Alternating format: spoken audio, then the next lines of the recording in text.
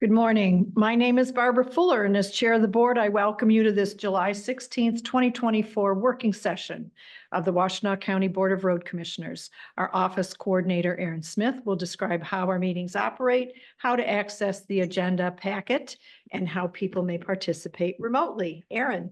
Thanks, Chair Fuller. There are multiple ways to make public comment during today's working session, whether you're joining us in person or virtually. If you're here in person and would like to make comment, please fill out the sign-in sheet now. If you're joining us virtually, we will ask you to raise your hand at the appropriate time in the agenda. If you're joining us virtually and are experiencing technical issues with audio or video during the meeting, submit a comment in the chat feature and our communications manager will help you troubleshoot. If you would like closed captioning during the meeting, you'll have to manually change your settings. Click on the captions button and select show captions.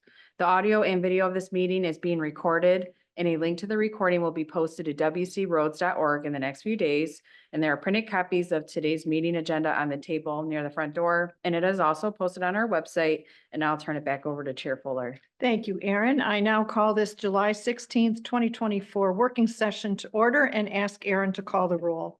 Chair Barb Fuller. Present. Vice Chair Rod Green.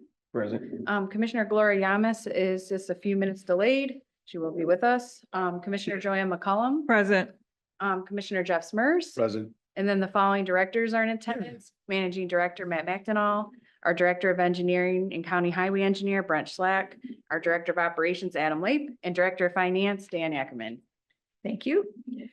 Next item on our agenda is public comment. This is the time set aside on the agenda to receive comments from the public. This is not intended to be a period for dialogue. Each person will be allotted 3 minutes to address the board, and Aaron will explain how people may be recognized to offer comments. Since this is a hybrid meeting with both in-person and virtual attendees, we will take turns between those attending in person and virtually. For our virtual attendees, we have provided some instructions on the screen on how to participate and make comment. If you're attending this meeting virtually and would like to make comment, please raise your hand now. If you dialed into the meeting from your phone, you can raise your hand by dialing *9.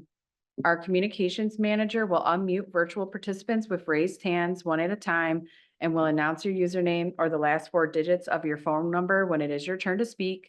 And then please share your name and address before beginning your comments.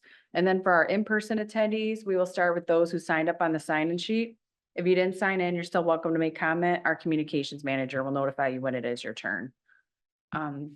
At this time, we don't have anyone in person or virtual that would like to make comment. All right. I see that Commissioner Sanders is with us this morning. Commissioner, did you wish to make comments at this time? I would just like to say good morning to everyone. I don't really have anything to report. We do not have another board meeting until the first Wednesday in August. I would like to, I typically don't do this, but since I have you as captive audience, I would like to renew my request to receive survey information about speed bumps. So if I could just ask that Matt get that to me. I've inquired a couple of times before and I haven't gotten that information. I would greatly appreciate that. Other than that, that's it. I look forward to a productive meeting and thank you for allowing me to speak. Thank you, Commissioner. My apologies for the delay in getting you the materials you requested. I'm sure our managing director will see to it and you'll have what you need. Let us know if you want it sent to you digitally or if you want hard copy presented to you in some fashion or both. Just let us know what you need and we'll make it happen. Thank you. You're welcome. You're welcome. If there's no one else, right? Wishing to address the board. Okay. We have one item on our working session agenda today. It's a biggie. It's the 2024 second quarter budget review and forecast going forward. I'll turn this over to our managing director, Mr. McDonnell. Good morning, commissioners, and thank you for that introduction because it is a big topic. The 2024 budget, it's always on our mind, but this is our opportunity to sit down, review, and see where we're at. And Mr. Ackerman, I'll invite him up. He's going to give us a presentation about where we're at currently in this year's budget. And then we also will have a brief forecast for the next 2 years included materials. So with that, no further delay, Mr. Dan Ackerman, Director of Finance. Thank you, Matt. Dan Ackerman, Director of Finance. And I think I say this every time. This is always one of my favorite working sessions. Such an important topic. Our budget determines planning. Obviously we want as much of our funds to go into road projects as we can. We also want to make sure we're investing in our workforce. We also want to make sure that we're investing in our fleet and our buildings. And so all these competing interests, and also we want to make sure we have a healthy fund balance in case things were to come our way, that we could afford. If there's a natural disaster and we need to respond, you want to make sure you have enough in your fund balance to sustain the organization. So all these competing needs, it's a balancing act. I feel like we have a great process internally. Just because we're talking and focusing on it today doesn't mean we only think about it quarterly. We think about the budget every day. I think it's more and more through the years, I've seen that being at the forefront of people's minds. Every action has some sort of impact or inaction on the budget. And formally, we meet as a leadership team about a month prior to today to have some higher level budget discussions. And then we meet individually with the departments. And we do a lot of number crunching. Everybody has homework assignments. And then we circle back with the leadership team and we take one more look at things just to make sure everybody feels comfortable about it. And I like the process because it's an open and transparent process. I feel like that's kind of overused, those terms, but I truly believe that that's the process here. Everybody has an opportunity to provide feedback and, say why a certain project or acquisition is important. And, ultimately we have to make some tough decisions, but hopefully the other directors also feel that, comfortable with where we arrive at. So anyway, just wanted to give a little introduction. So any questions about our budget process at all before we get into the numbers? I don't see it, but I want to say thank you. Every time I go through this packet, I have visions of you with 12 screens in front of you and it's different spreadsheets in every one. And do they talk to each other? And I'm just like, never mind, just Dan's got it under control. So leave it alone. Certainly my compliments to Chris Quinter and Josh Summerhill in our IT. When the introduction of multiple monitors came to this agency, this was actually a little before their time.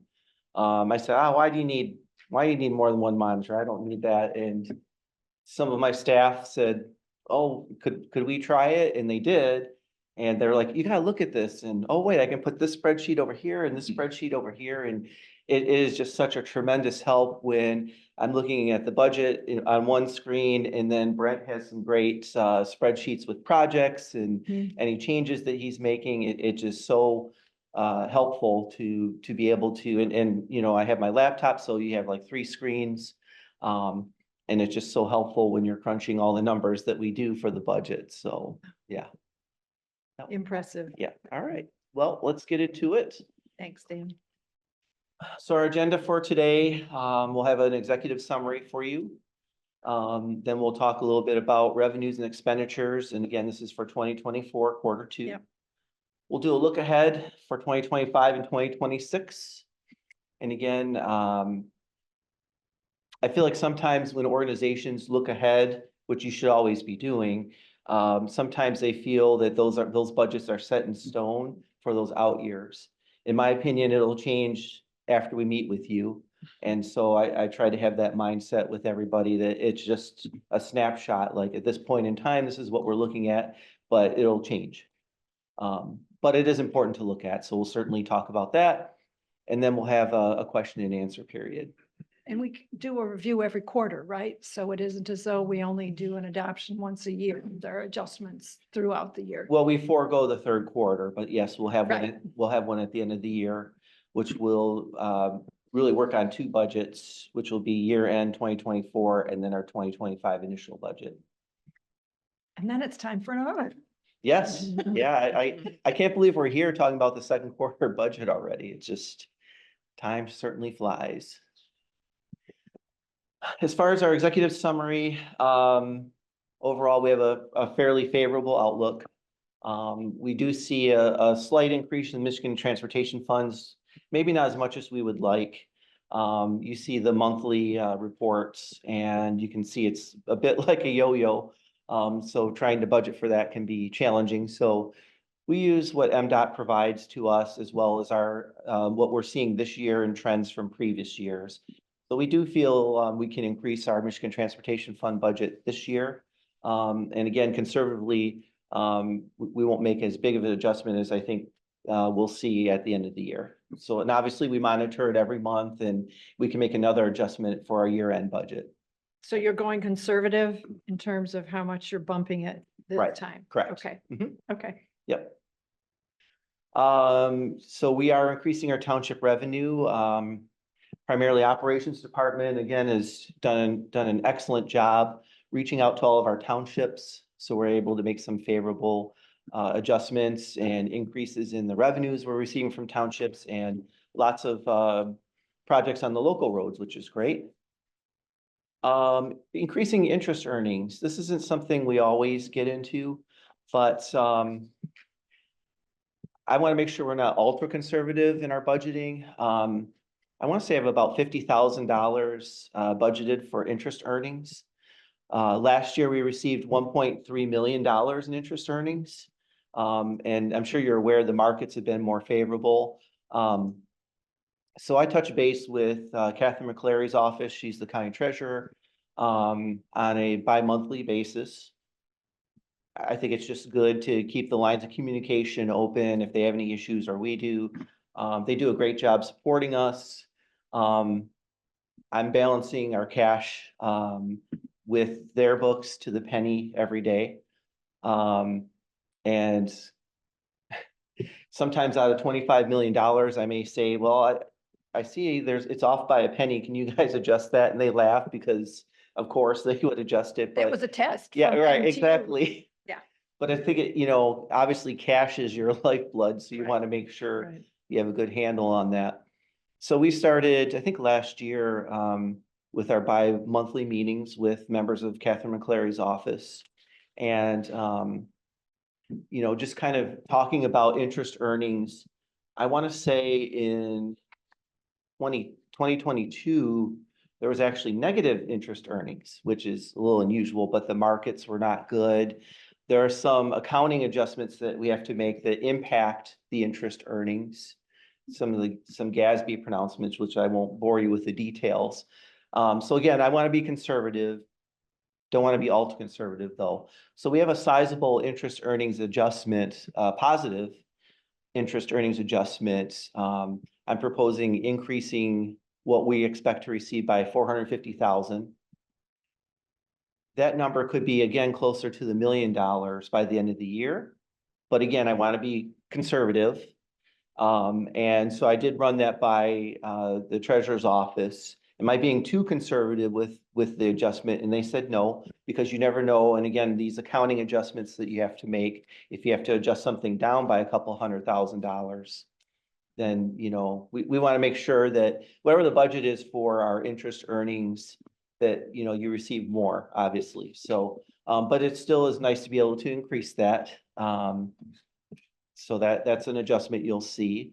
Lots of moving parts with our primary and local projects, and we'll certainly hit some of the highlights in the narrative in one of the appendixes. You should see for primary roads, there's an appendix for that, and then local roads, and anything that's highlighted is a change. So there's lots of highlights in there. We can go into every detail if you'd like, although that would probably increase the time of this meeting by another hour. We'll hit some of the highlights, but certainly if the commissioners have any questions, we can get into specifics if we need to. Madam Chair, Commissioner Green, I'm sorry. what percentage of our funds are involved in the market? Well, I'm sorry. The market. Oh, the market. that's a very good question. There's actually, a policy, an investment policy that we had to pass years ago. Mhm. We participate in a county pool with, other county agencies. And, it's very restricted as far as what, cash can be invested in. And I could share with you, the county treasurer's office has a report on a monthly basis, exactly what, their investments are. But most of it is very like, like CDs Bonds, and, CDs. yes, very, very secure, Conservative and conservative, funds. funds. Okay. And that's by design.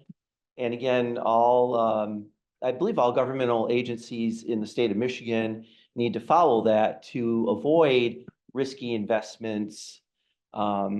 There was an interesting case, I forgot what county, but, the county treasurer's position is an elected position. And this person maybe didn't have the best background, but they were caught at the casino and investing some of the county's money. And when asked, they said, "Oh, I was trying to double the county's money." So, Anyway. And how does the story end, right? yeah, right. Well, person's probably behind bars, I imagine, but I feel good and you should feel good that there are policies in place to avoid any risky investments. And again, would we like to see a better rate of return? Possibly, but I would rather our funds be protected, so. What percentage though? Of our funds is invested?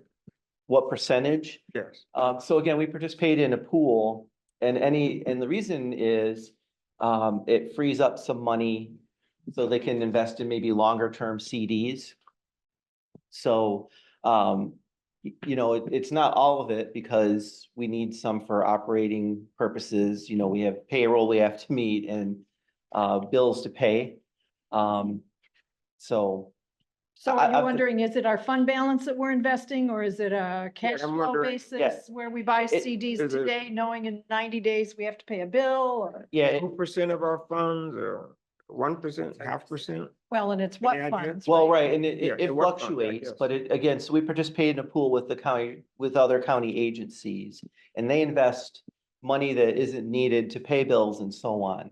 So I would say it could be anywhere upwards of 50%. That number might be hard, and I'll ask the county treasurer's office if I can give you a percentage. So Dan, That- the question is more geared towards, it's our fund balance roughly. Because if you look at our budget, you see $75 million.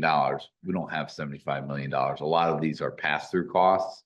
So really, it's the fund balance and our cash on hand that's being distributed and moved. And Dan does a great job of working with the county, looking at what our cash flow needs are as an organization. And then the funds that are set aside, mainly our fund balance, which is listed in our budget. If you look at page 4, Right. you're talking our fund balance anywhere between basically 18 million, but some of that is spoken for. Mhm. So it's percentage wise of that fund balance is really the question that goes into the county's Right. pooled funds. So we can follow up and look at that. And Catherine McClary's been the county treasurer for almost as long as I've been here and has announced that she's not running for reelection. And so I think it might be a good time, once a new person comes in and it gets settled, to have them come present to you. So we can talk about, in as much detail as you'd like, as far as their investment philosophy and how the county pool works, or any questions you may have. I know Catherine McClary has addressed our board, not recently, but there have been a few times that she's come out to talk to all of you. So that might be a good opportunity to have them come out. Okay. Dan, do you have a offhand, just a general ballpark figure that generally is invested? Is it 5 million? Is it 10 million? Is it 15? I would say it'd be closer to 10 to 15 million. We have a cash balance around Or 20, fund balance. 25 million. So, Of our money. Goes into the pool for investments. right. Okay, that's what I was, okay, that's what I was looking. for. Yep. Yeah, so you have a pooling concept and then the money gets invested and then your participation in the pool determines how much interest you receive. Right. Right. So it's a Okay. little bit tricky to get to pinpoint exactly what you're saying, but I'm sure we can give you more information. Like I said, they report to the county commissioners. There's a nice report that they have as far as all their investments and everything. We can at least start with that and share that with you and then go from there. So just a small follow-up question. Yeah. If all of our investing is conservative, Mhm. how do we lose money like we did some time ago? You mentioned, you said there was a loss of money. Right. How do you lose money on CDs and bonds? It's almost impossible. So that's that wonderful accounting thing that I mentioned to you. I think it's called GASB 75, Governmental Accounting Standards Board, statement number 75, which says you need to recognize the actual value of those assets on a quarterly basis. And some of those values were actually lower than they were utilizing, so we had to make adjustments. So it's really accounting stuff. It's I see. Okay. Then the following year, you're recognizing over $1 million in revenue that you weren't anticipating. So it does fluctuate quite a bit. And when all that happened, because I had the same question, how can you have negative interest earnings, right? So I talked to Plant Moran, I talked to the county treasurer's office, county finance, they talked to their auditors, and these GASB 75 adjustments that we're making, it seems like it's not like real money per se. But that's how the standard works, and you need to aggregate that with your interest earnings. And we were unsuccessful. We even went to the state of Michigan. That's just the way you need to record it. Okay. And it did show there was a year or two when the markets were lower that we actually had a negative return. So But Dan, this last year, we reported over $1 million in, like 1.4 million in interest earnings in 2023, right? yes. Thank you. Joanne, did you have your hand up? No. Thank you. It's definitely very involved. But I do feel we have a good system in place. I'm supportive of the pooling concept. A lot of road commissions participate in pools with their county treasurer's office. I get monthly reports, or even more frequently if I want. I can reconcile to the penny. That's the biggest thing to me is, are they recognizing the road commission's money properly? Our books show we have 25 million. Do they show that there's 25 million in the pool? Yes. And if not, then, we're definitely on that and having some conversations about it. And, Catherine McClary, the county treasurer, has a background in money and banking. So again, that's an elected position. Anybody in theory could get that position, but the fact she has that background, I'm very comforted with that. And so I think, she's really has made a lot of great decisions through her tenure. And I feel like I have a good comfort level with everything that they're doing. Because again, cash is very important. So we want to just feel good about all of this. And even the county treasurer staff, there's going to be, it's the same staff that's going to be there after the election. So there are going to be, obviously the treasurer's not running, we'll have a new treasurer, the staff there that we're working with on a daily basis will remain. Yeah. And bottom line on this topic is the good news is we're adding $450,000 back into the budget on anticipated revenue. And at the end of the year, likely it'll be higher than that. And then that adjustment would be made at year end. Who's the primary staff person in the treasurer's office that you deal with other than the treasurer? The deputy treasurer, who is Kirsten Osborne, who's been there longer than I've been here. So I have a very good, working relationship with her. She works very closely with Catherine McClary. She's seen a lot of changes in that office, but, you know, we have similar mindsets. You know, and I think it's been a good partnership. Actually, many moons ago, I gave a presentation with Catherine McClary to all the road commissions about our collaborative efforts. It unfortunately isn't always that way with some of the other counties. There's some contentious relationships there.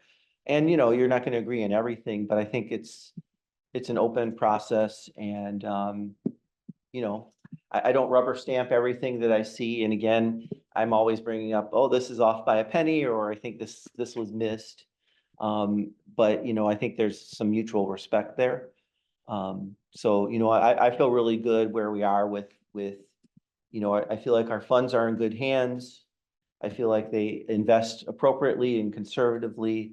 I'm also encouraged that, you know, as Matt mentioned, even though the treasurer will be different, a lot of the staff will still be in place. And I think, you know, they'll have similar approaches to things. But I think it might be a good idea to have the new person come out and speak to this board, and we can get into more details if we want. In the meantime, I'm going to forward a copy of the report the county treasurer's office provides to the county commissioners, so you can kind of see a little more information as far as their investing, and there's dollars in there and everything. So, Thank you. okay, I have a question, page 11 of your document, yes, the packet. It's miscellaneous income and Yep. you've got interest income with a percentage received of 868%. yes. So there's our adjustment right there. We're adjusting that from 50,000 in the budget to 500,000.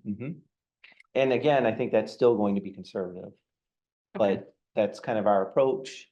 And again, I ran it by the county treasurer's office, because these GASB adjustments we make, you never know where those will be. So I want to make sure that there are no surprises as far as our income that we're budgeting for.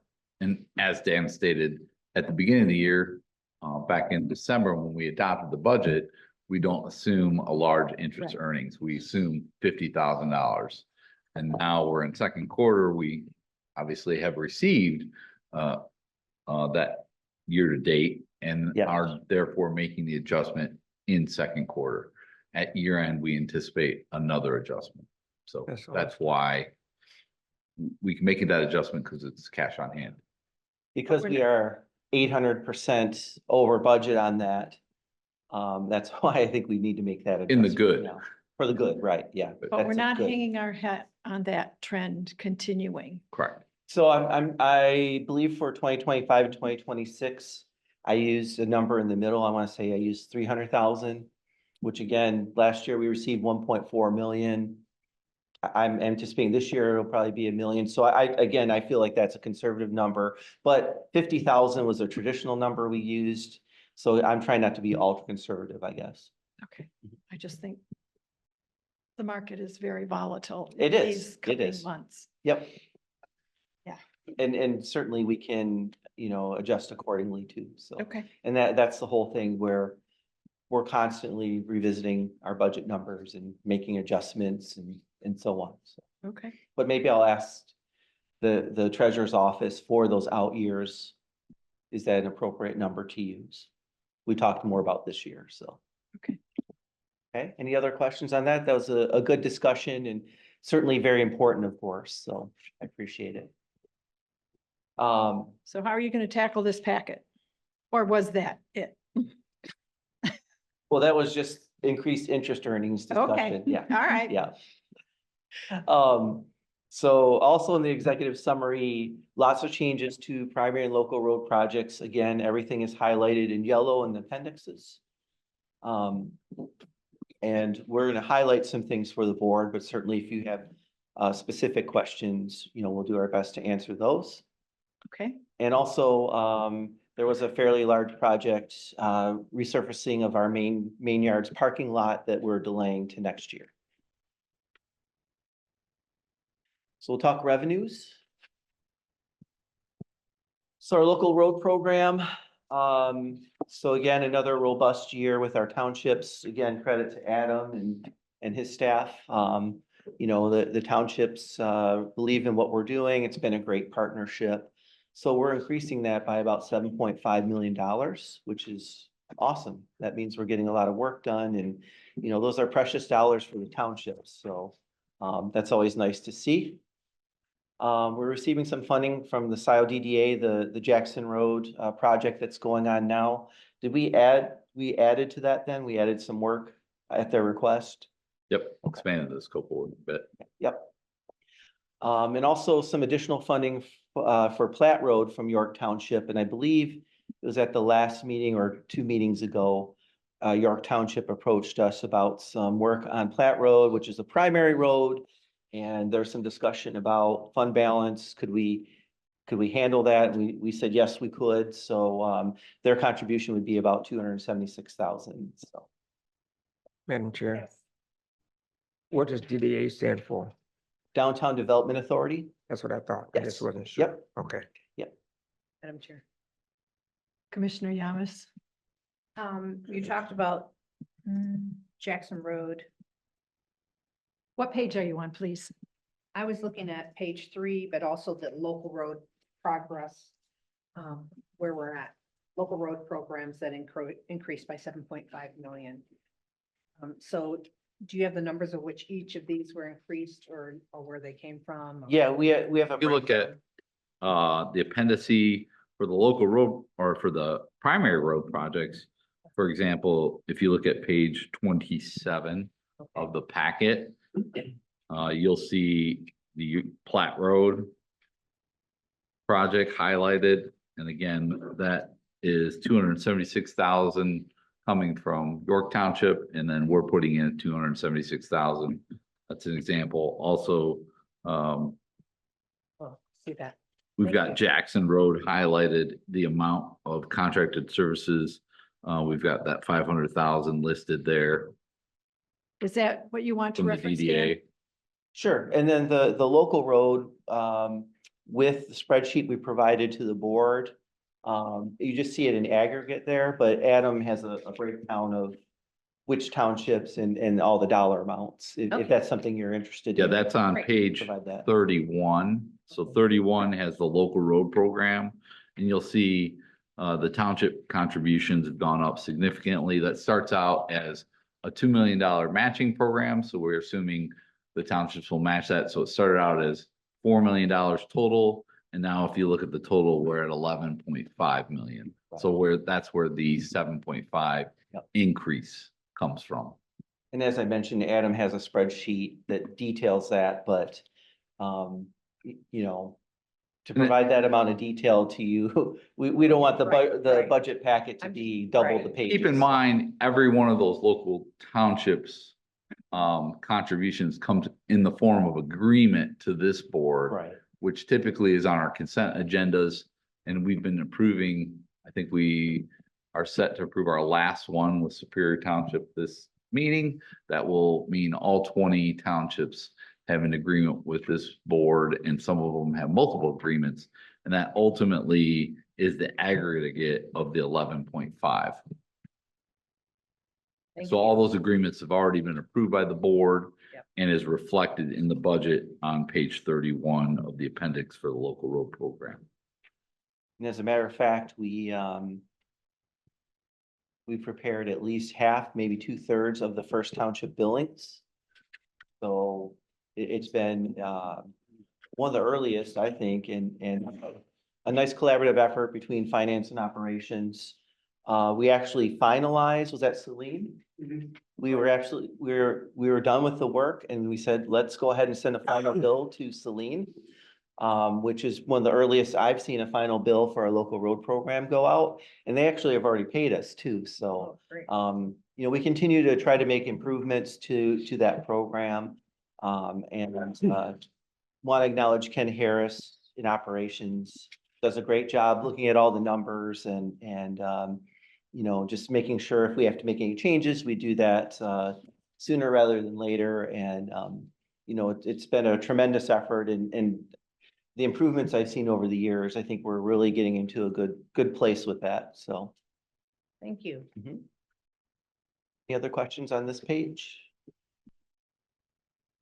For our federal and state revenue, I believe Commissioner Green, you had brought that up earlier, Getty's Roads, our Transportation Alternatives Program, that's being delayed into 2025.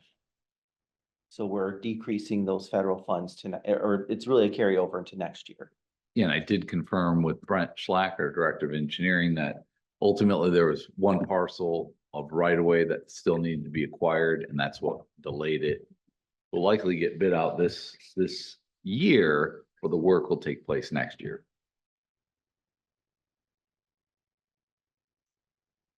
All right, let's talk expenditures.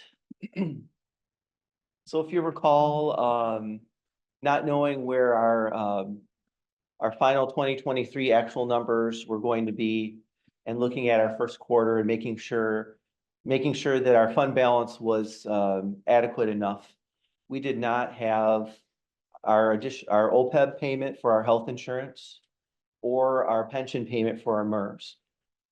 In the first quarter, we approved, the board approved the OPEB payment.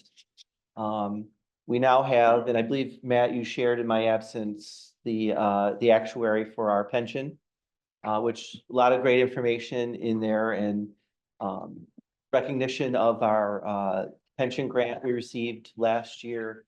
And really, you know, I was very pleased with a lot of the information in the pension report. But we felt we were at a point where we could add our additional pension payment, even though things are trending in the right direction. If we can justify it, I think it still makes sense to try to make that extra payment for our pension. So we are proposing to the board to put $500,000 towards that. Question? Commissioner Yamas, where would that put us in percentage? You know. Percentage funded. Yeah, percentage funded, So the addition of the 500,000. Right. If approved. Unfortunately, there are so many factors. There's life expectancy tables, interest earnings. You know, it can only help our situation, but we'll increase it by 1% or 2%. You know, we really can't tell because there's so many other moving parts. You know, this has been something that Plant Moran and MERS have recommended. You know, we're still not 100% funded yet, and I think that's the goal for everybody in this room. But as far as percentage-wise, how to help, I unfortunately can't answer that right now. All I know is you saw the results from our last actuary. We had a tremendous increase in our percentage funded. And just as a reminder, we're above the 60% threshold. We moved up to, what was the number? 60? I want to say 63, maybe? 3? Yeah. Okay, Right. thank you. And, you know, hopefully we can continue in that direction, although, you know, we don't know what the markets will do. Right. Every few years, MERS and their board have to look at all their targets and life expectancy tables. They have to look at their expected rate of return, which they've had to reduce a little bit over the years. So those, unfortunately, a lot of those changes have made it a little more challenging for us, but they're also appropriate if, you know, the rest of the world is saying, hey, the expected rate of return you're using is too high, then you probably want to look at adjusting that, so. If I may, just an example is the way I look at it. If our previous percentage funded was, it was just below 60. So it was like 58-ish%. We obtained $4 million in the grant and we made our extra payment. So $4.5 million. So, you know, even those large sums of money only boosted it up 3-4%. So it's good that we're doing it, but it doesn't make a significant difference percentage wise. I think of it personally as making the extra mortgage payment, right? So it's going to help you in that 30-year long-term mindset if you do that every year. But does it move the needle on the percentage funded? Not much. Thank you. So I If just we pulled up. continue to do it, it's gonna make a big difference. Yeah. And this organization and the board has approved it for many years running. So we just took a little more conservative approach.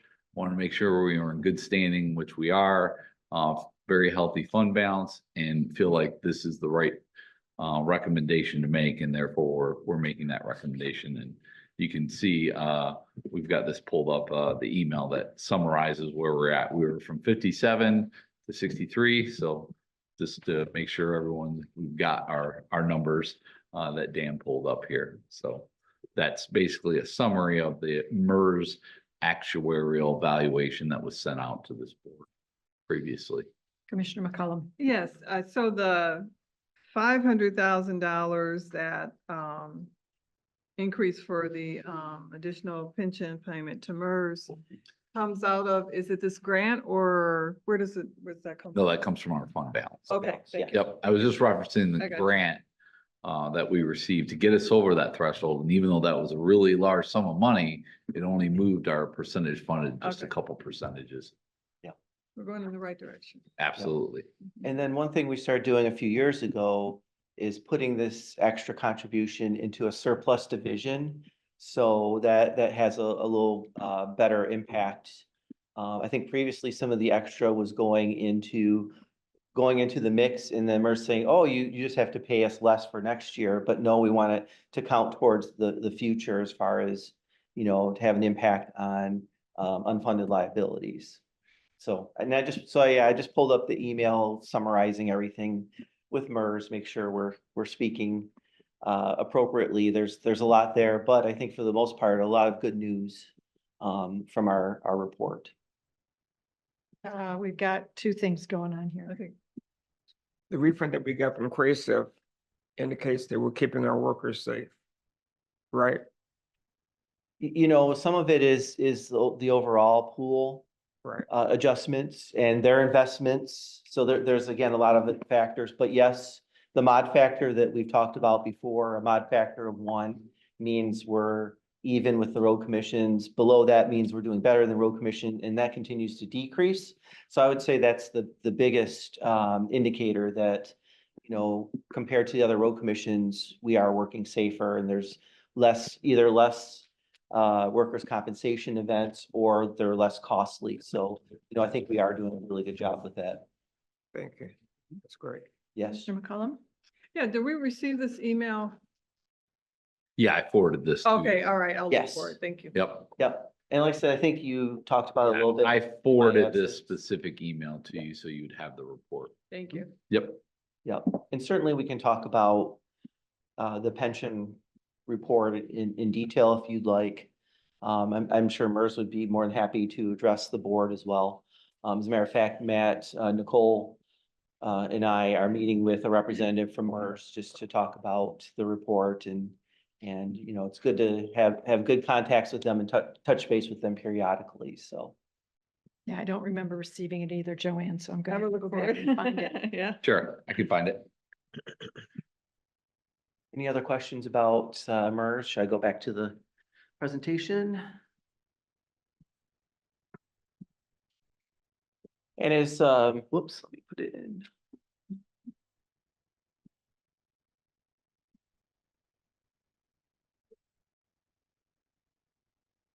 Excuse me. And as Commissioner Green mentioned, we did receive a check from County Road Association Self-Insurance Fund of $33,000. Again, there's a lot of things that go into that, but we're able to decrease than what we're budgeting for workers' compensation for the year, so, which is great. Okay, road projects. So again, highlighted everything in yellow in the appendixes for you. But we do want to talk about a couple of things. We did have to increase our expenditures by 1.5 million for Bemis Road. And you can see there's a picture of it there. I think just due to cost, and certainly if you need more details, I can invite Brent up, and he could speak to that better than I could. But we did need to increase the budget by 1.5 million. So definitely a big impact there, but Brent, you made this is a big enough adjustment. Maybe we'll have Brent speak. I to just that. look at, Thanks. that email came on, the 2nd of July at Oh, 3:28. 2nd of July. Yeah. Thank you. 7 to 12. Even Brent though it's Black, dated Director of June Engineering. 28th. Yeah, but I had the. subject. Yeah, the increase that we've seen here are just based on historical estimates. We have this project out to bid now. Bid openings are the 26th of this month. And so then we'll get what the real impacts are. But based on our estimated cost and what we've seen from past projects, most recently our Zeeb Road, where we paved that segment of Zeeb Road, our estimated cost was a lot higher than what we had originally planned for. So that was the reason for that increase. We'll be able to adjust that a little and refine that number a little better once we get the bids in at the end of this month. But to be a little conservative, that's why we increased that budget by 1.5. And Brent, we also are replacing a couple of large culverts that were Culverts, correct. permitted from Eagle, so that also increased the cost. Correct. Yes. Yeah, there's a couple culverts along this segment of road that we'll be replacing that also increase the cost along this road. Commissioner McCollum. So this is coming from the fund balance also. Correct. Thank you. Commissioner Yamas. The culverts are being paid or help being paid by some of the money coming from the townships. Is that correct? That's not correct. Yeah, it's because we have millage funds Yeah. with this project. And so it'll be paid for through the project, Okay. utilizing those millage funds and of course, our increase from our Thank fund you. balance.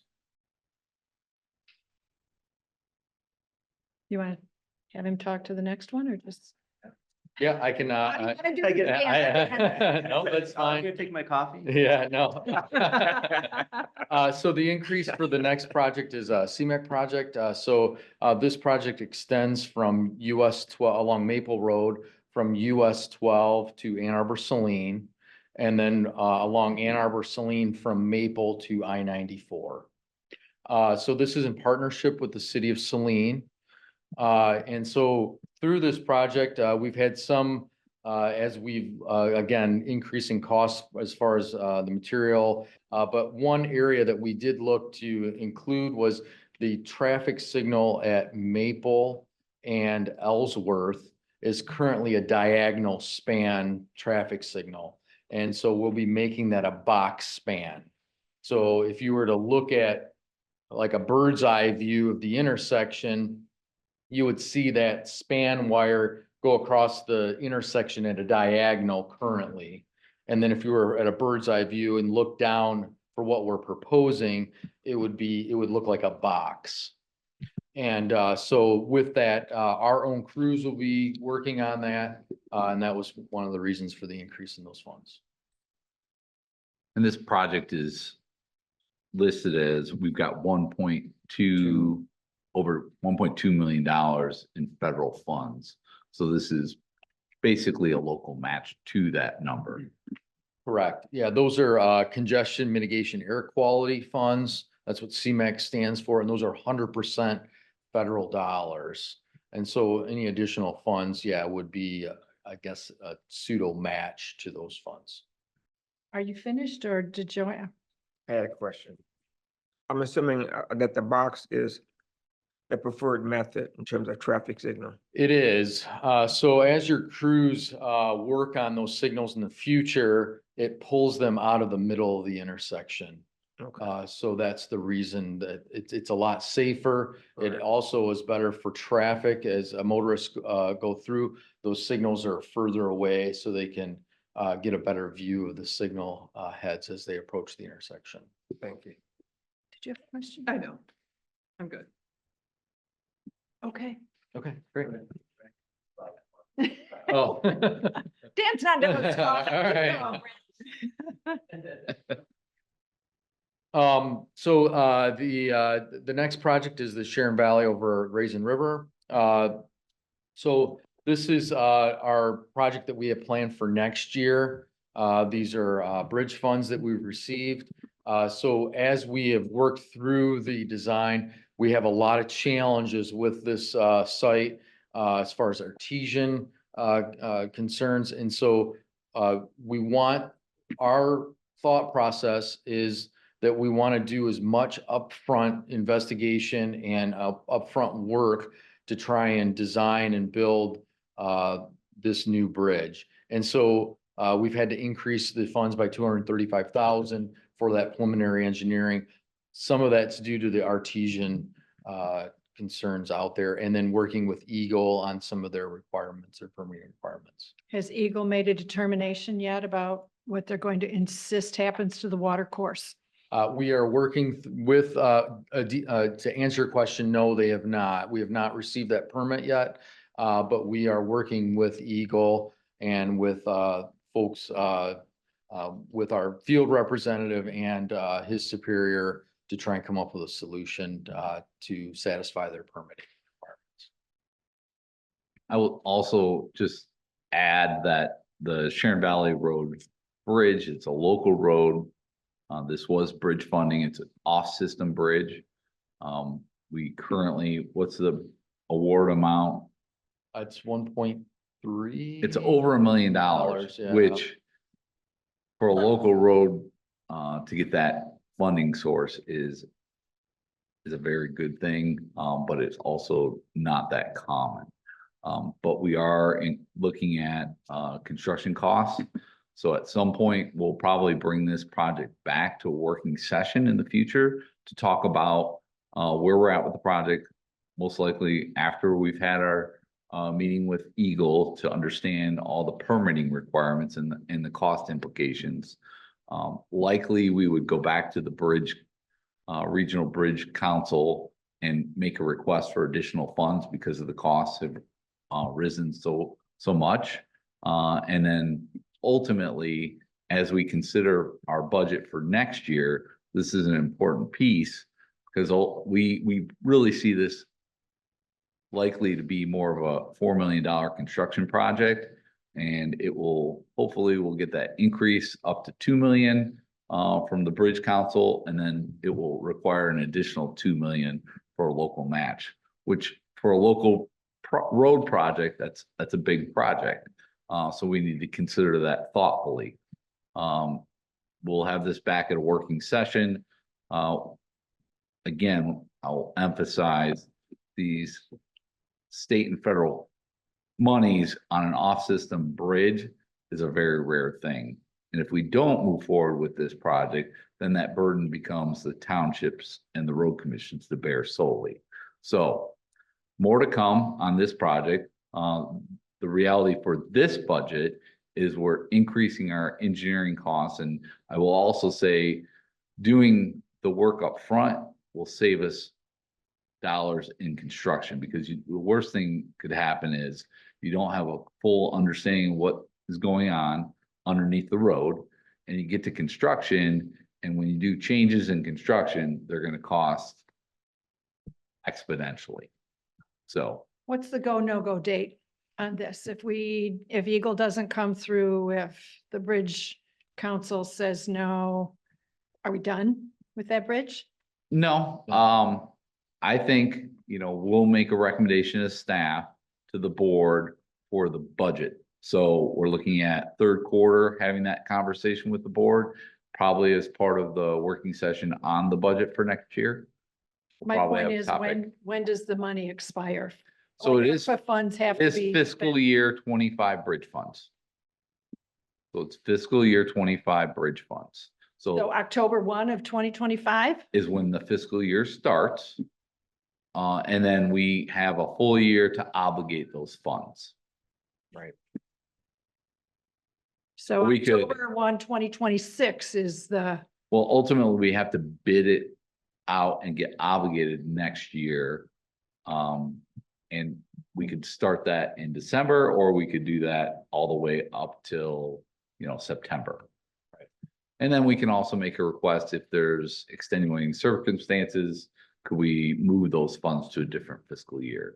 There's a lot of options on the table. I don't want to give the impression that we've got to make a decision by the board, drop dead date of this fall. That's not the case. But as we're preparing for next year's budget, we need to make some decisions so that we can understand the cost implication to this organization for our next fiscal year, January 1. And you're in communication with the township in the event that these funds don't come through. I Or don't we'll think, worry about that one. if we ended up turning the funds away, we would absolutely be talking to our township partners. Okay. Yeah, and we're really confident in our permitting process with Eagle. We don't have any concerns that that's not gonna come through. It's just trying to work through all the challenges with the site and some of their requirements. So we're very confident that we're gonna work through everything with Eagle. And as you look at this area, this bridge is vital to this area as you consider movement across this river. And so we feel very confident and we feel really good about this project. More to come.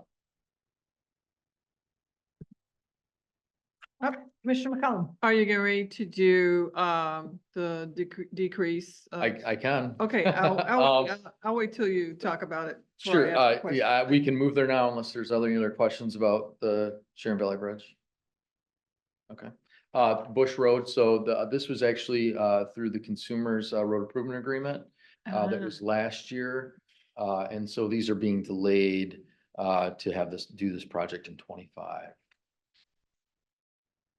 And some of that was decision-making on some of the stormwater culvert grants. So we're looking at coordinating our efforts there. The good news is the consumer agreement, basically, they gave us cash contribution for Bush Road. And then the timing is ours alone to decide when to do those investments. Because of the culvert grant opportunities and also potentially bridge funding opportunities, want to make sure we're coordinating those improvements to Bush Road. So, Right. Yeah. and thanks, we're Matt. working with the township on that. Yes, That's Lyndon. yes. No, Sylvain, Sylvan. Sylvan. Madam Chair. Yes. So, Brent, there's a culvert there? Cause I see pulverize and So pave. Sibley there's a culvert on Bush and one on Sibley. Oh, okay, And so the Water Resources Stormwater Grant, and I believe that we applied for Sibley. And and we applied for some additional bridge funds for the one on Bush. And so we're hoping that depending on what the awards are, we can swap funds and hopefully do this project and open up and remove any of those concerns for those culverts in both of those areas. Basically, we don't want to do resurfacing and then come back and do I a bridge see. and culvert Okay, project on the great. same road. Great. Yep. And when these are delayed, like this is 608,000, it's gonna stay in that range regardless of the delay. Correct. Yeah, those are all part of the road improvement agreement. And so those will carry over into 25. So that's a great example where the funds are already in hand. That 608,000 isn't just gonna sit in Dan's office. It's one of those ones that goes into our fund balance, it's programmed, and then, ultimately those fund balance will get earnings. And then when we're ready for the project, it'll get programmed. That money will get moved over into our cash so that we can then pay the contractor. And that's an example where Dan's managing those fund balances to best utilize our interest earnings. Thank you. Yep. Yeah, and as you look at those spreadsheets that work through our road projects, you'll see there's a column that says construction or it'll say carryover. And so whenever we'll have the 2025 budget in front of you this fall, you'll see that as carryover. And so then we'll recognize those funds. So you don't have anything, at least what I'm looking at on page 31. Is that where it's at? Bush Road between Sibley Road and is it? Yeah, Lagrange? and you Yeah, can it's see like that, nothing yeah, in so it was currently Zeroed listed. out. Yeah, it was was zeroed listed out. and so we zeroed it. And then next year you'll see that it'll look the same, except instead of saying constructed, it'll say carryover. Okay, thank you. Yep. And thank you, Tiffany, for driving there. Yes, thank you. I yeah. appreciate that. That's so she's giving us a example. For example, 2023 local road program had some carryover. And you can see that carryover, went into our 24 budget. It was about $500,000 worth of work. That work has since been, I think, completed. And, Yes. so this is an example of our budgeting process. So next year, this fall, you'll see that, proposed 2025 budget, which will be listed. I see. Yep. Okay, any other questions? Great, all right. Dan? Back to Dan. Appreciate it. Hope you enjoyed your coffee. Yeah, I have a no, question for you, nice Dan. break, yeah. I have a question for you. Do For these me. carryovers, are these carryovers reflected in the non-spendable assets, prepaid expenses dollar amount on the bottom of page 4? So that we know these are not No, that, dollars for whatever. the non-spendable is like our salts in. Inventory. Yeah, it's So where- tied up in inventory, right? So when we delay spending something this year, Mhm. but we are still going to spend that money, where does that piece of money show up? So we adjust 2024, decrease it, and then we include it with our 2025 numbers.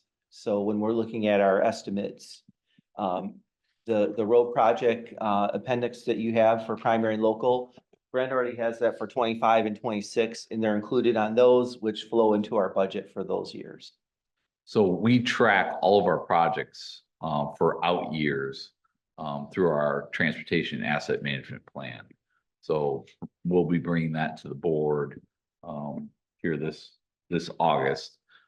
So to answer your question, we have those tracked as far as known projects that are listed, but the money resides in that fund balance. It's not set aside in, like I said. It's in a not special earmarked. account. No, it's in those conservative fund balance where it gets invested and we get interest earnings. Right, I know where it's being parked so that it works for us. Mhm. My point is, how do we know those money, that dollar amount is then, in my head, earmarked to be spent on this project in the next year? That's your asset management plan and our budget process. Right. So Where's the number? Where is it in here, Dan? It would be in 2025, when we look at the project expenditures, reimbursable road, that line item there in 2025, when we talk about those numbers, that is part of our budget for that year. So in this document, it's, that money goes into our fund balance. So that's, to answer your question, Right. it gets zeroed out of the project and it's ultimately that fund balance line.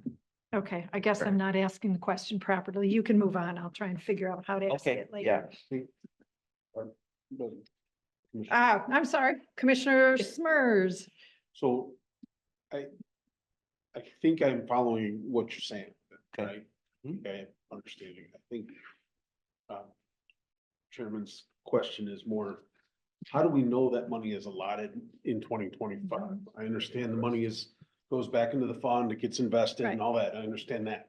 Right. How do we know that this money, this amount of money, these numbers are assigned to this project going forward? So we'll have that, again, August, we will have our transportation asset management plan.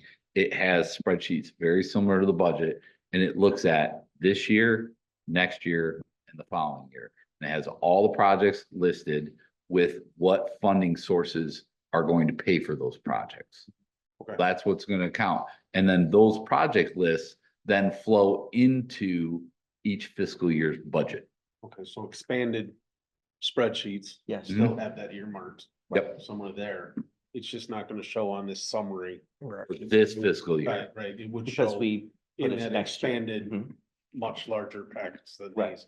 But it's still assigned to that project, whether it's 25 or 26 or Absolutely. 27. Yep. It's still, okay, so the people managing the money don't accidentally spend the money Agreed. somewhere else. Yes. Okay. Yes. Right. We don't lose track of it to your point. Okay, Yeah. so, and you know my neuroses about what's happened. Yeah, no, in I, Other places no, this year. no, So when you say you decrease an expenditure by $608,000, that makes us look like we have more money. So in theory, our fund balance looks better this year because we didn't spend that money this year, So the decrease is 608. right? There's also a revenue component of 608 from Okay. consumers. So basically, there's no impact on our fund balance. It's just, we're gonna do the work next year. That's how I look at it. We have a revenue We're not source, spending it. right? We have a revenue source, Yep, and we say, okay, we're not going to use those revenues because we're not going to do the project, so they both would show up in 2025. And again, the revenues offset the expenditures, so there's no impact on the fund balance, is again, the way I look at it. Dan, don't you also keep Sorry, track I guess of, I'm not good with like a numbers. road improvement agreement Yes. where we've got consumers? Mhm. It creates a liability for our budget, which I think the chair is referring to. She's concerned about the liability of, hey, we've agreed that we're going to do these improvements. Mhm. We've taken money. Yes, And so we have that spreadsheet where we have liabilities. Yep. So that we know that those dollars need to be spent on that project. it's called other liabilities. So we have a road improvement agreement, say for 608,000. That goes into a liability for the road commission. And it's a liability because it's funding from someone else.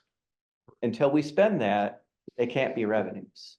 So I still account for that money, but until we actually do the work, then I can recognize it as a revenue. So basically, I take it from a liability to a revenue. So we're getting into some accounting here, but we're recognizing we have these funds, but we can't recognize it in our budget until we actually do the work. So it's not showing up as revenue this year, it's showing up as the liability. Yep, so as I mentioned, the revenue and expenditure will both be carryovers into next year. Right, And zero impact to the fund balance. Same with the adjustments this year too.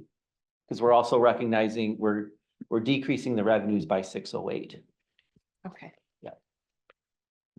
I'll Clear as absorb, I'll mud. absorb for a bit. Yeah, That's and- No, and if this we- isn't a reflection on you, Dan, it's a No, reflection on me. no, so. I appreciate you should be able to ask any questions you want. And my apologies if I'm not doing a good job explaining. You're doing a great job. I'm But, just- you know, Major. we could maybe, you can come see me and we could talk more in detail Okay. just to give you a better understanding, or I can show you, I keep track of whenever we receive funds, for instance, federal aid buyout money. Yeah, That also shows us other liabilities until those projects are done. And at that point, I can recognize it as revenue. okay, okay, Same sort of concept, okay. if you will. Oftentimes, the budget is the accounting version of when you're recognizing that expenditure and revenue at the same time. And because we're not going to do that this year, it's coming out of our budget. That doesn't mean the money has gone away. We received the check from consumers for all those improvements. Right. It went into our bank account. So we have the money, but it's not being recognized until we use it in the budget. That's the piece I was missing. I guess that's, Yes. and it's tough. I can appreciate where you're at with that because it is very distinctly a liability for us that we've got to do this project. We want to make sure we track that. Right. There's various ways of doing that. In this, I want to assure the board members and the commission that we are not losing track of this. Right. It is just coming out of this fiscal year's budget. We're not taking it away from the organization's responsibility to execute this project. And short of going into accounting 101, when those monies are first received, if the project isn't going to be done in the same year, then it does show up in our balance sheet as a liability. Again, if the project never happened, we would have to give that money back. But then when the project does happen, it goes from our balance sheet to our income statement as revenue. So that's, I guess, another way to look at it. That's a great explanation. Okay. Yeah. Is that page in here somewhere? Did I look right at it and not? So you're just looking at revenues and expenditures. You'd want to look at, our audit report. And Oh, okay. in the Okay. balance sheet there should be something for other liabilities. Mm, That would include all the consumers' money. So we received it all last year, I Got it. believe. Yes, I will Um, look that's at the it. year-end report that Plant Moran.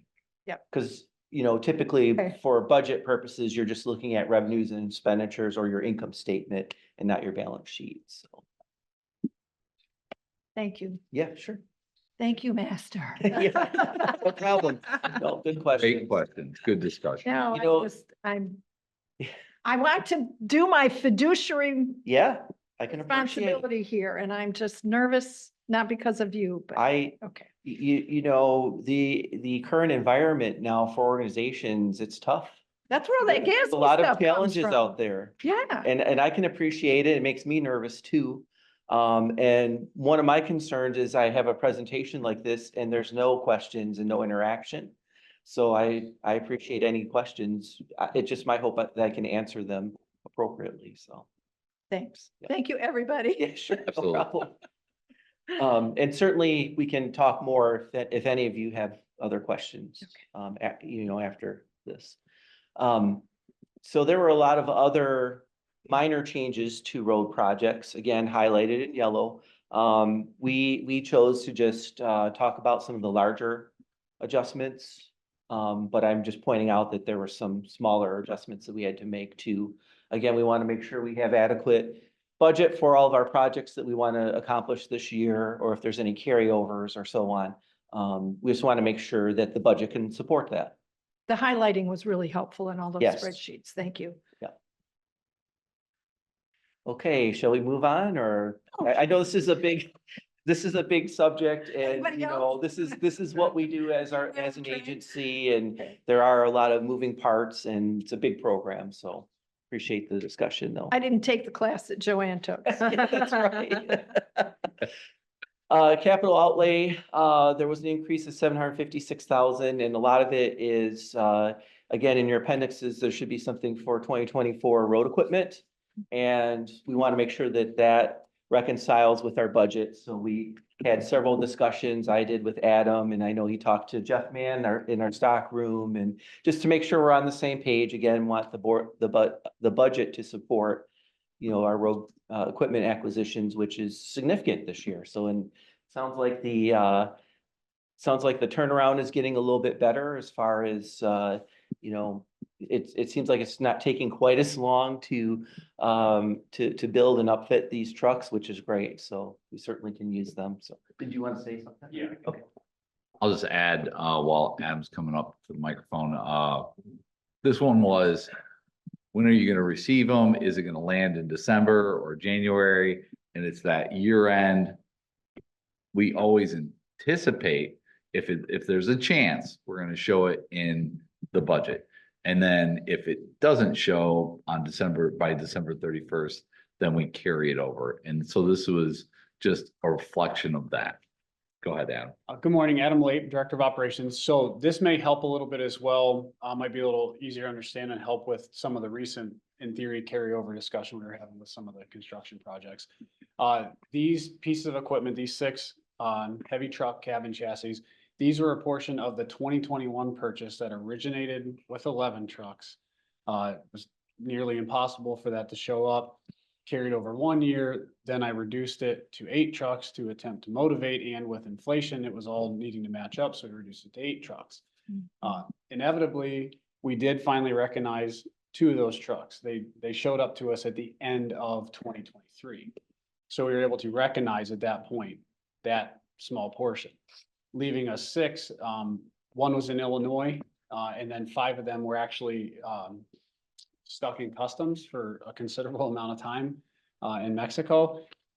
We finally reached that February, March, I believe this year, started finding its way to us. So hence why we actually had to finally get to a point where we could recognize for the cab and the chassis in 2024. So that's what brings us to this, but just a little bit of, you know, description on that. We're aligned now, our vehicles are showing up. As a matter of fact, the 2024 purchases are actually physically finding their way here now. We have 2 of them, not built, not put in service or anything, but the cab and the chassis is here. So things have righted themselves, as Dan and Matt kind of noted. For simplification for me, our heavy trucks is a 2-step process. Get the cabin chassis, we purchase that from a vendor, Correct. and then we send it to truck and trailer and purchase the upfitting. Both of those processes are very expensive. And if you look at page 35 of the budget, you'll see Appendix L. This is our equipment purchase list.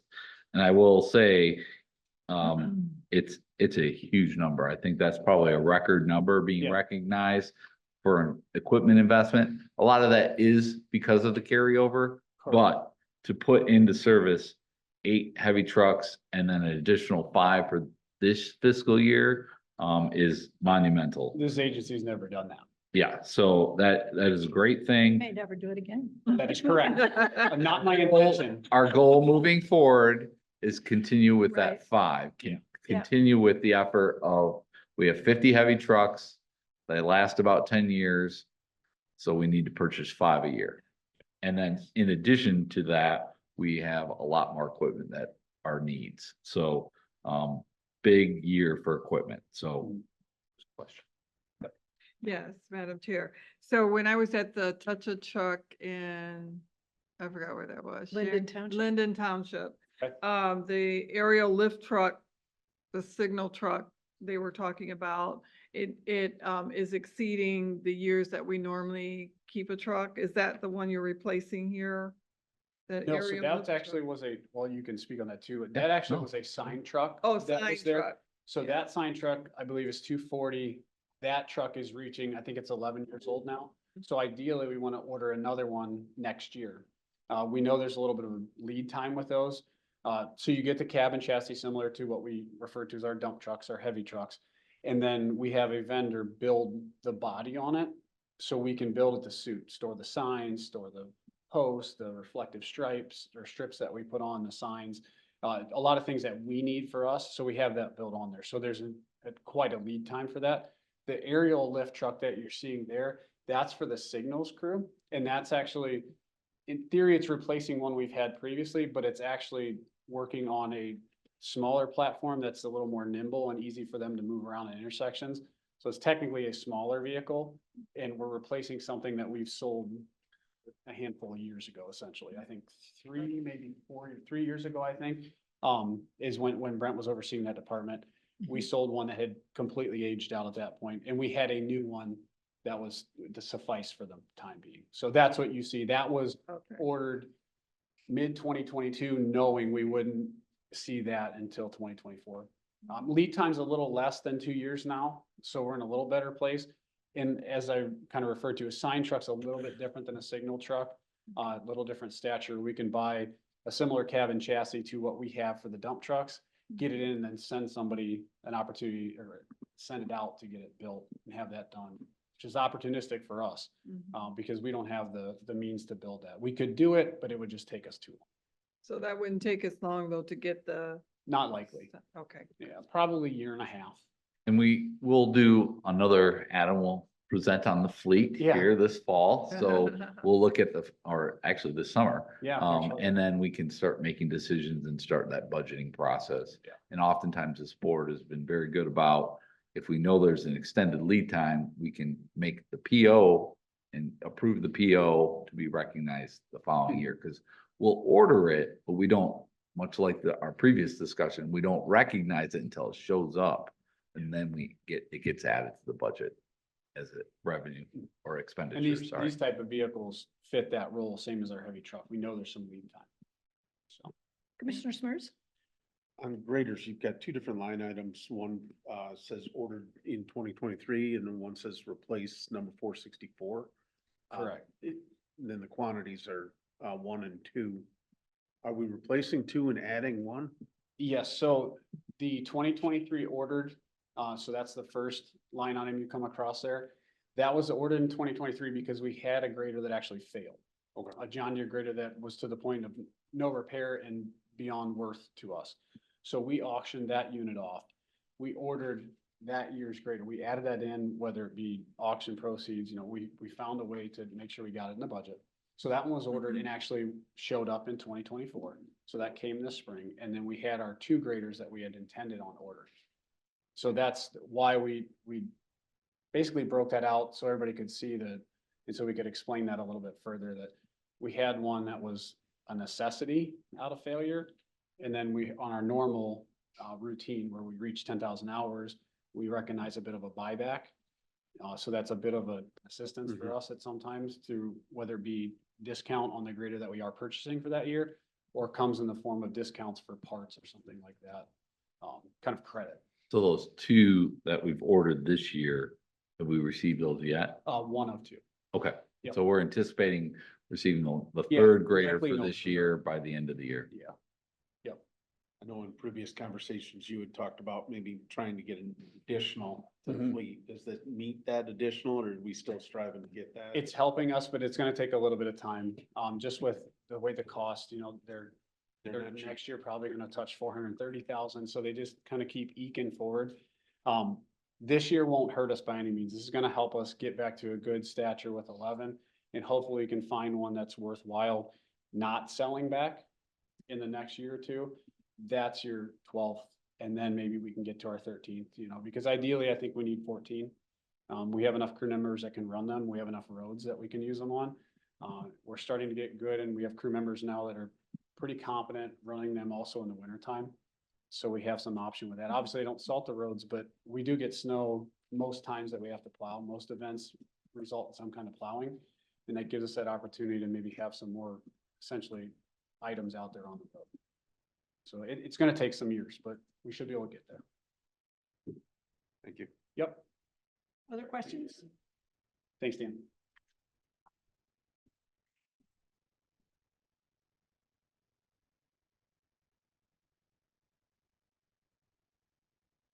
So we will go to the bottom line of all these changes that we've talked about. So with all the changes that we are proposing, we would increase our deficit spending from 11.6 million to 12.3. Just want to remind the board that year end 2023, our fund balance was $30 million, which was great. So the fact that we have to increase our deficit spending a little bit doesn't concern me at this point. It'd still leave us with a fund balance a little under $18 million, which is a little over 16% of expenditures. Again, not necessarily, would I like it to be 25% or 30? Yes. But we also have work to do. And again, we want to, pay our employees appropriately. We want to invest in our fleet, as we talked about. There's all these things we want to do. So, I feel like we are in a good spot as far as our fund balance that's projected. Keep in mind, I say this probably 5 to 10 times, but we feel these numbers are conservative. I fully expect, unless something drastic were to happen, that our Michigan transportation funds will come in higher than budgeted. I've talked the interest earnings. I expect that to be higher than even what we're adjusting for. We never know if some equipment's not received, then that has to be carried over. Some projects, if they don't get fully completed, we assume majority of these projects are going to be 100% completed. We inevitably have some delays or carryovers in those. So again, I feel like this represents close to a worst case scenario, and it still is 16% of expenditures, which, I'm comfortable, and I believe all of the leadership team is comfortable with. So. And Dan, I'll also point out in December of 2023, when we approved the 24 fiscal budget, our fund balance projection then was 10.5. Right. We're doing very well. Yes. And I was hyperventilating. Yeah, right, exactly. Commissioner Green. What is the lowest ratio between revenue and expenditures that you would expect? Maybe 10%? We look at it. That's the lowest ratio Yeah, that you would I accept? can address that from a staff's perspective. We're more concerned about the dollar value. Because so much of our budget, for instance, we're at, over $70 million. A lot of that is passed through. So we don't even see the dollars from federal dollars come into this road commission. It gets recognized as part of the budget because it's an investment in our infrastructure. So let's say $10 million is federal money. If we say, oh, we want 10% of our revenue to be a fund balance, that's $1 million kind of inflated. So we're more concerned about being able to, respond to events and to take advantage of opportunities. And we feel like that $10 million is where we need to be. From a percentage standpoint, that's going to fluctuate year to year because our revenues fluctuate so much. Right. Because of the project workloads. Is that fair to say, Dan? It is. And certainly Plant Moran had the recommendation of, I believe, between 15 and 25%. Right. Of expenditures. So we are mindful of that. Have we gone a little below the 15%? We have. But again, looking at the actual dollars with that fund balance, the $10 million seemed to make sense for us as an agency with regards to, the size of our workforce and the nature of what we do. But we take very seriously, that stewardship of the fund balance. I know the commission and the board, really, that are very mindful of that. And Plant Moran is our auditor and they go based on looking at the books and looking at the revenue, and making sure they give a recommendation of a range. And so we're within that range, which is good. But also we're feeling very comfortable because we're $7 million north of that 10 million. So we're at 17.7. And we anticipate, this is a snapshot in time and hopefully year end will be even better. Thank you. Any other questions on this slide? Okay. So we'll talk 2025 and 2026. Again, the caveat, everything will change, just a snapshot. I want to commend both Brent and Adam.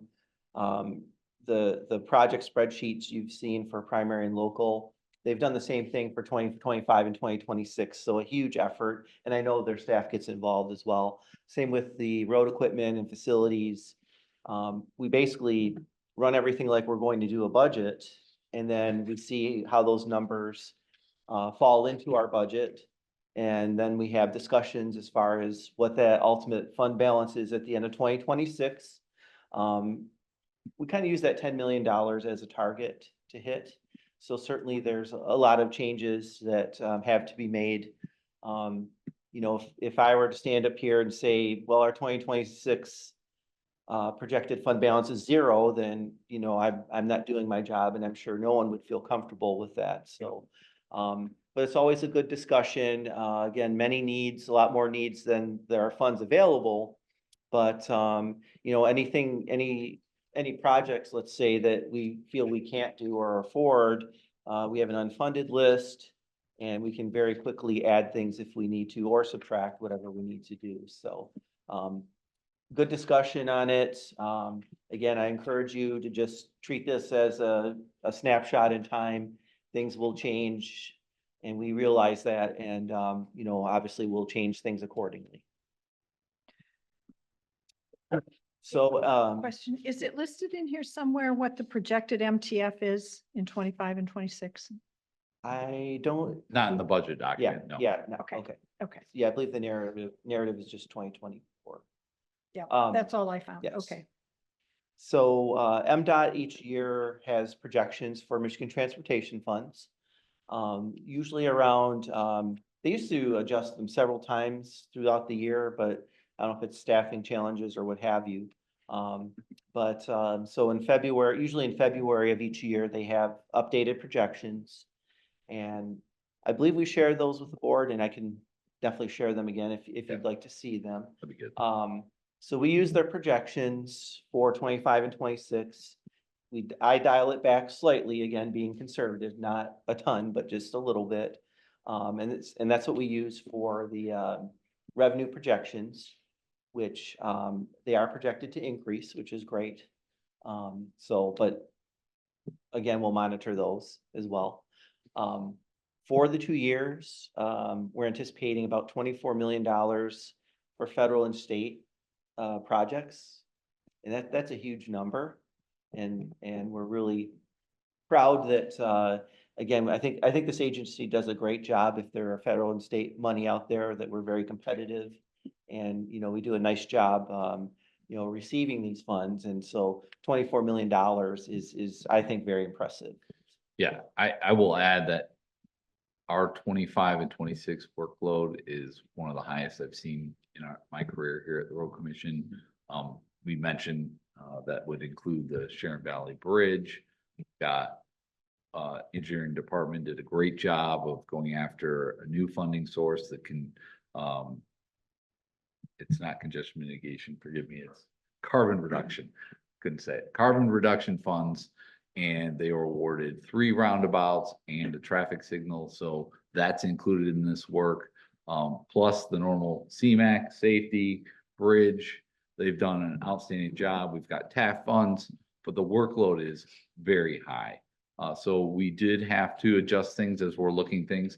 Again, balanced approach, but sometimes when you have grants and other funding that you've competed for and are bringing into Washtenaw County, there is a match requirement. So that match is needed to meet those obligations of the federal and state project workload. So that was a big part of our conversations. We might have had to dial back facilities and equipment investment for the next 2 years. We're going to still meet our obligation of like looking at 5 trucks a year, but ultimately we've got to be a little leaner. Keep in mind, we just invested a tremendous amount in our yard 1 for the salt building, which was a big investment. Much like that project, we were able to capture a little money from MDOT as well. So there'll be years where we're a little heavy on facilities, or a little heavy. This year we were heavy on equipment. Next 2 years, we're gonna be heavy on projects. Commissioner Green. And if the road millage passes, will that affect your budget projections? So for 25 and 26, we have not included anything from the county millage. Right. If hopefully it is approved, then we would add, basically the project workload This goes up. will add all those projects in there. I look at a lot of that as a pass-through. You have the revenue that would offset the expenditures for those millage projects. Commissioner Yamas. My question is for Adam. And probably Dan, I remember the ordering of all the trucks, and now that they're all coming in, we had quite a few that needed to be replaced, right? So how is that affecting us, and are you gonna be asking for more trucks? You're gonna try and do 5 a year, if I'm correct, so I heard you say that a snowplow broke down, is that correct?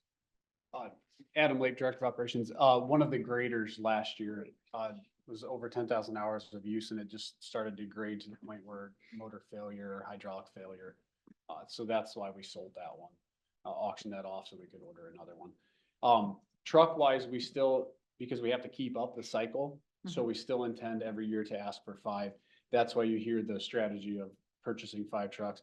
What that does is continually, a new influx into the fleet. Because right now, with adding 13 trucks, that helps us a lot. That's great. Problem being is now there's 5 more next year that'll start to find their way to being over age or beyond limit. And so every year that continually happens, because we still put miles on them, hours on them. Just really any of our equipment is why we kind of continue these frequencies. A little more infrequent with different types of equipment, like smaller equipment, like a backhoe or something like that is probably a good example. Less hours get put on the unit, and also you can run them a little bit longer, ideally, before you start seeing failures. Heavy trucks, our pickups, the graders, those 3 vehicles are so impactful to our daily operations. And we have so many people throughout the agency, the engineering department uses the pickups as well. So once we start to get to a point of failure, that's why we try to stay ahead of that. Because if we run to a point of that, or the heavy trucks are failing us, that's very limiting then when we come to snow and ice in the winter. Because it is greatly impactful to have just 1 truck go down. But if you had an aged fleet, and unfortunately, we've had that before, and thankfully right now we're in a better place so we don't have to deal with that as much. And that's our goal, to stay there as best we can. So that's why we try to keep that routine and nothing extravagant. That's why the 5 trucks fit that rhythm. We try to keep 50 trucks on the road, 10 years old, 5 trucks a year, just kind of keeps us moving through that cycle. Because it's not ideal to replace 20 trucks at a time. Because inevitably you get to a point, 20 trucks will wear out at the same time. Because they all get somewhat, it's probably easy to say the same use. And I Maybe think on August 20th, our working session deals with the asset management plan. Okay. So these Yeah. kinds of details and questions Great. will be Okay. gone into in more depth. And I can help That offline second if you have meeting in questions. August. Okay, thank you. You're welcome.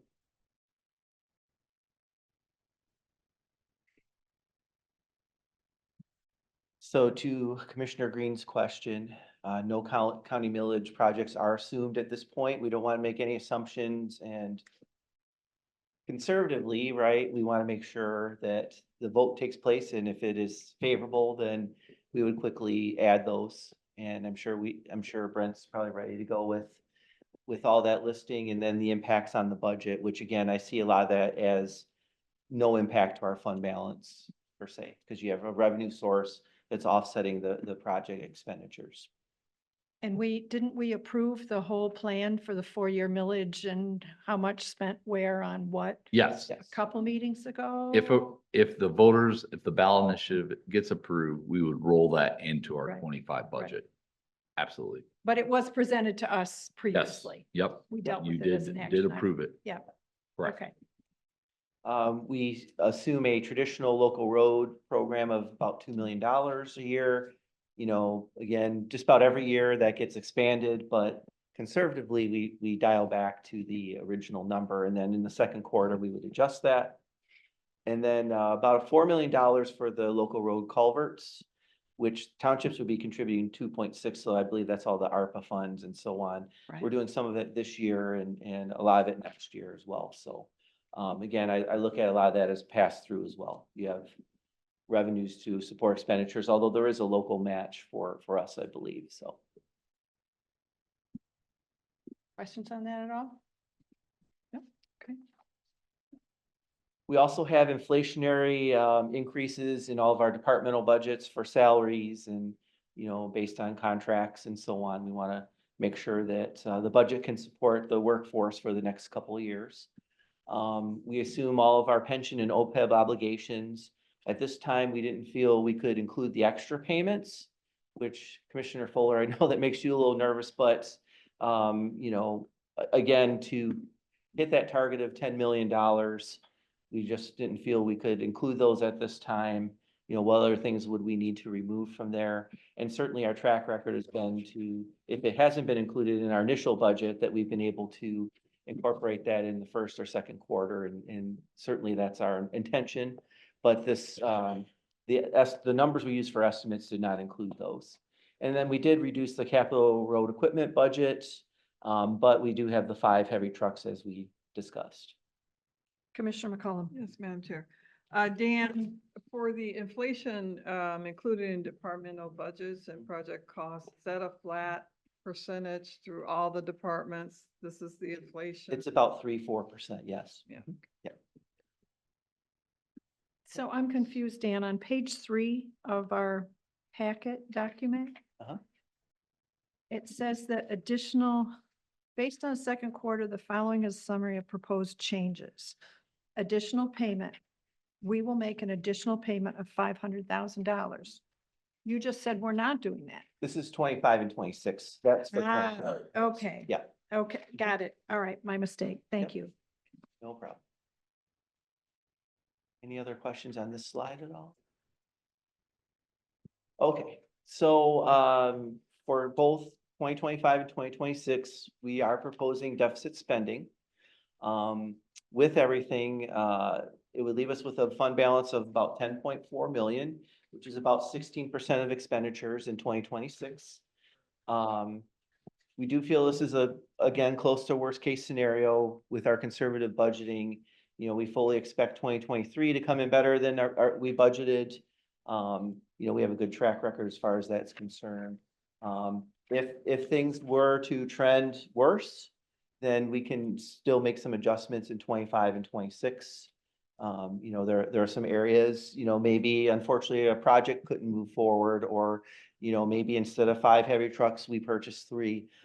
So it definitely doesn't tie us to a point that if things were to get worse, our financial situation, that we would kind of be quote unquote stuck in the out years. So we do feel, again, close to worst case scenario.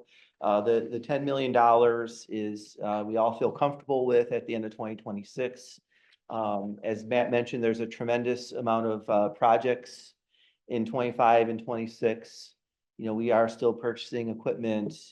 You know, we have the inflationary costs for our workforce. We're making sure that there's plenty of funds to pay our health insurance bills and pension and so on. And, you know, I'm really pleased at where we arrived at. So I'm not sure if there's any other questions on this. Commissioner Green and then Commissioner McCollum. So deficit spending mean that we're spending more than we're taking in. Yes. Yeah, your expenditures are exceeding your revenues. Mhm. And that trend is expected to continue pretty much. You know, Hard to say. we don't know. Yeah. But again, a lot of it depends on your fund balance too. And keep in mind, at the end of 23, it was $30 million. And, you know, some of that is timing, some things were carried over into this year and so on. But you want to make sure that the $10 million, again, is, you know, if that continues to reduce, then there's some other changes we would need to make. But we were able to add back to our fund balance in 2023, so. Commissioner And McCollum. And again, some of this deficit spending ends up being because of the project workload. That we've got a pretty high project workload that requires that match. And so we feel very comfortable with this. The term deficit spending, I know it's not a comfortable thing, right? Like, Right. hey, I don't like spending more than my revenue. Just keep in mind, our fund balance is there for the purposes of investing in our infrastructure. And if we just hold on to the money, we're not serving the public. Right? We're not making the investments to improve our infrastructure. And we need to do so, and also need to take advantage of those state and federal funds where we've got a local match required. So a lot of that is speaking to that. So you are overspending based on the anticipated revenue, but we're using our fund balance to invest in the infrastructure and the fleet and the people. So it is a difficult. It's a good investment. Yes, it is. And it makes me uncomfortable when we talk about, well, we're just planning to do a deficit spending. No, we're planning to use our savings account essentially. Right. I liken it to, I have a checking account and savings account at home, right? And when the bills come in, it's higher anticipated. I don't just write a check that I don't have money for. I have to transfer from my savings to my checking. And that's essentially what we're doing. So. Commissioner McCollum. Yeah, it says this represents close to a worst case scenario. What would be your best case scenario? Would that be back to that 17.7 million? Is that? Potentially, yeah. You know, we have projected deficit spending in 2024. Our track record has been, we've been able to climb out of that to close to balance. And again, where will Michigan Transportation Funds and, you know, what will we receive for the year? We don't know.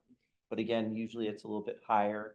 The interest earnings, I'm proposing adjusting to 500,000. Last year we received 1.3 and it might be closer to $1 million, but so all these little changes potentially could allow this to be higher. We don't know. I mean, and there's the other side of the coin too. You know, we go out to bid and something may cost a little more. So, but I think the 10.4 allows for both of that we're investing in the roads, our people, equipment and facilities. But also we're not to a point where if there are some adverse changes that we can't handle it. Thank you. What's the 2025 fund balance percentage? It's 16.4 right now. You said 16 and 25? 6. So, What's the middle one? so 26 was 16, Yep. do you recall, Matt? I don't. And 24 was 16.4. So what were you projecting for next year? You need to get back to me, that's fine. There it is. So it's 15 million, What's the percentage? 15 divided by 68. So I think it's close. Maybe a little higher than the 16%. 15 divided by 68? About 22%. Yep, got it. Okay. So again, you know, would someone in my position rather it be 30? Of course. No, But we have, that sets off alarms too, but right? right, but we have work to do and we Right. need to, you know, we need to have the local match for all this federal money we're receiving Yeah. or any opportunities that present themselves. And again, you know, we've got a lot of work to do. So I don't feel the out years that we're going to too low of a point. Again, if that 10 million was zero, you know, I think none of us would feel comfortable with that. And we didn't get to the 10 million without any sacrifices from the other departments. Certainly, you know, we could probably double the amount of road equipment we want to purchase and the projects we want to do. But again, we also want to have a healthy fund balance to handle any challenges that come our way. So. The red pen was out to get to this number. Ultimately, what the process does is each department head puts in everything that we think we want to accomplish, including purchases of equipment, facility investment. And then we get to the number and we say, whoa, all right, now we've got to start to work backwards and prioritize. And that's really what that process did is we had to cut back and we didn't want to cut back on projects because of what I mentioned, the opportunities that we have. So we had to cut back in some areas. But ultimately, I think as we move into each fiscal year, this is a very good process to do the look ahead. And it really helps us and prepares us for that fall discussion on the fiscal year 2025. So in the end, we're in a very good place. I feel good about what we're presenting here. And certainly we can circulate that balance sheet that just Dan showed. So you'll have that balance sheet as part of that look ahead. But ultimately, it's just a snapshot in time. And I think it's very fluid that, again, if there were more challenges this year, then we can very easily revisit the out years and make adjustments accordingly. You know, as I stressed to you, this is just a snapshot in time. And we don't say, well, this is it. But as Matt mentioned, it really helps us for planning for our 2025 budget that we'll discuss with you in the end of this year. Because a lot of the numbers are already there. It's more refining that. We might have more information known or what have you, but it really jumpstarts our budgeting process for next year, which is great.